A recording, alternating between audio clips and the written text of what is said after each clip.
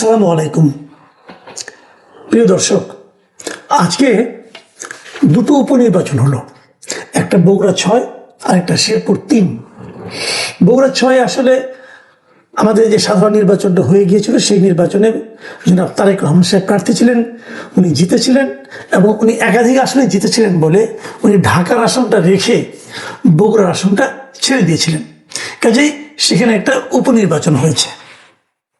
আরেকটা নির্বাচন হয়েছে শেরপুর 3 আসনে। শেরপুর 3 আসনে নির্বাচনের আগে ওখানকার যে জামায়াত ইসলামে যিনি প্রার্থী ছিলেন, তিনি হঠাৎ করে মারা গিয়েছিলেন এবং ওনার মৃত্যুর কারণে ওই আসনটা নির্বাচন স্থগিত হয়ে যায় এবং সেই নির্বাচনটাও আজকে হলো। এই দুটো নির্বাচন আজকে হয়েছে। বিএনপি সরকারের অধীনে, মানে এই নতুন তারেক রহমানের যে বিএনপি সরকার, সেই সরকারের অধীনে এটা হলো প্রথম নির্বাচন। কেমন হলো এই নির্বাচনটা? এই নির্বাচনটা কি অভিযোগবিহীনভাবে হতে পেরেছে? এটা নিয়ে কিন্তু বিস্তর প্রশ্ন এর মধ্যে উঠেছে। বগুড়া 6 নিয়ে তেমন কোনো অভিযোগ, খুব জোরালো কোনো অভিযোগ এসেছে বলে আমি দেখিনি এখন পর্যন্ত। টুকটাক অভিযোগ ছিল, কিন্তু শেরপুর 3 আসনে প্রার্থী নিজেই, আমি দেখলাম একটা ভিডিওতে দেখলাম, উনি একটা প্রেস কনফারেন্স করেছেন এবং সেই প্রেস কনফারেন্সে উনি বেশ কয়েকটা অভিযোগ একদম খুঁটিনাটি সহ, কোন জায়গায় তারা দেখেছে যে মুড়ির উল্টা পিঠে মানে ভোটার যে ব্যালট পেপার যেটা আছে তার অপর পাতায় কিন্তু আপনার সহকারী প্রিসাইডিং অফিসে সিল লাগে, সিগনেচার লাগে। প্রতিবার যখন নেবে তখন একটা করে দিয়ে দেওয়ার কথা আর কি, কিন্তু আগেই সবগুলি সিল স্বাক্ষর দিয়ে রাখা। এটা অনেকে হয়তো বলতে পারবেন, হয়তো বলবেন, দাবি করবেন যে তাদের নাকি তাড়াতাড়ি কাজটা হয়, সেই জন্য করা হয়েছে। কিন্তু এই দাবিটা ধূপে টেকে নাই কারণে নিয়মটাই হলো, যখন একজন ভোটার আসবে তখনই তার সামনেই সেটার মধ্যে সিল এবং সিগনেচার সহ ওনার হাতে দেওয়া হবে, যেটা বৈধ ভোট হতে যাচ্ছে এটা প্রমাণের জন্য। আগে ভাগে আপনি করে রাখতে পারেন না। আর তাছাড়া দুইটা নির্বাচনের কেন্দ্রেরই, মানে দুইটা আসনেরই কোনো কেন্দ্রে এই নির্বাচনে এমন কোনো ভিড় ছিল না যে আগে ভাগে সিগনেচার না করে রাখলে ভোট দেওয়া যেত না। কাজে এটা একটা অন্যায় হয়েছে। এবং শেরপুর 3 আসনে যিনি প্রার্থী, উনি বলেছেন যে উনি এই ব্যাপারে অন্যায়টা দেখালে তারা ভুল স্বীকার করেছেন এবং প্রিসাইডিং অফিসের কাছে কমপ্লেন করা হলে উনিও ভুল স্বীকার করেছেন। এবং এ ধরনের ঘটনা শেরপুরের কয়েকটা কেন্দ্রে কিন্তু ঘটেছে। কোনো কেন্দ্র থেকে জামাতের যিনি পোলিং এজেন্ট আছে তাদেরকে বের করে দেওয়া হয়েছে, মারধরও করা হয়েছে কয়েকটা জায়গায়। এই সবগুলো উনি খুঁটিনাটি একটার পর একটা উনি প্রকাশ করেছেন, জামাতের যে প্রার্থী। এবং প্রকাশ করার পর তারপর উনি বলেছেন যে আমরা এই নির্বাচন বর্জন করলাম।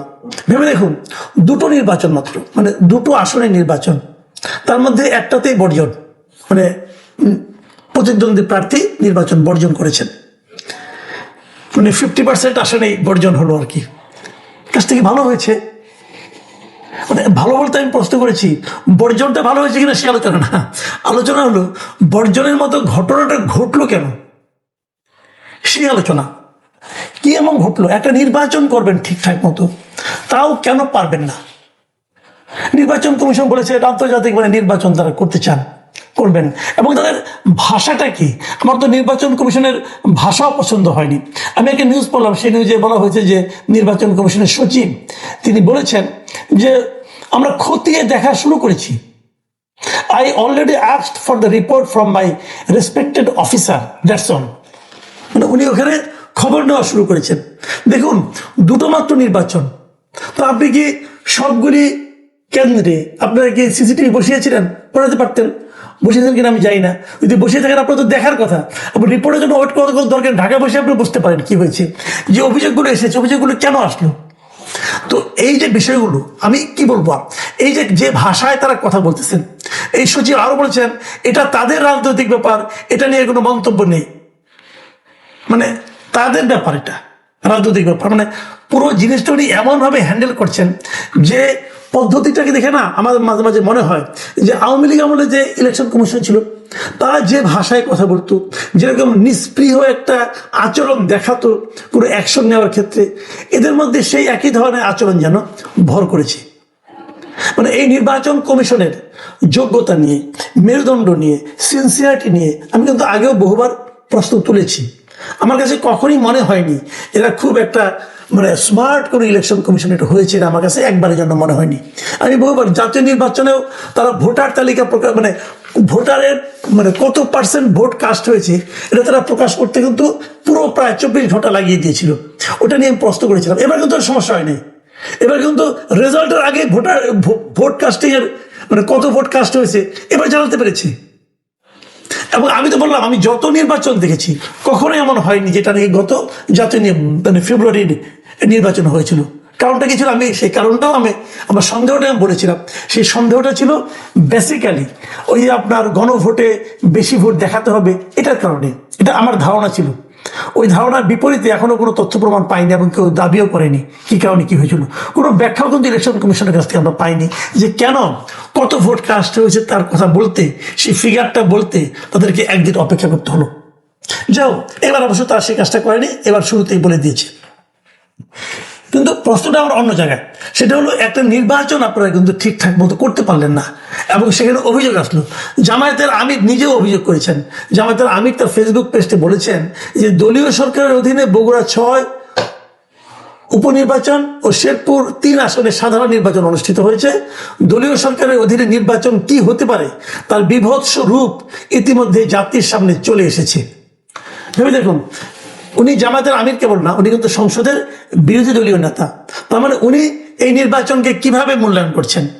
বলেছেন যে একটা জাতীয় সরকারের অধীনে কতটা খারাপ নির্বাচন হতে পারে তার একটা নমুনা আমরা এখানে দেখলাম। সরকারের জন্য সম্মানজনক হলো। আমরা কিন্তু মনে করতে পারবো, আরো আগের কথা বলি, একটু পিছনে যাই। সেটা হলো যে 91 সালে যে নির্বাচনটা হলো সেই নির্বাচনে কিন্তু বিএনপি জিতেছিল এবং সেই নির্বাচনটা অবাধ সুষ্ঠু নির্বাচন ছিল। ওই সময় সিইসি ছিলেন বিচারপতি আব্দুর রউফ, নিশ্চয়ই আপনাদের মনে আছে, এবং উনি খুব ভালো নির্বাচন করেছিলেন।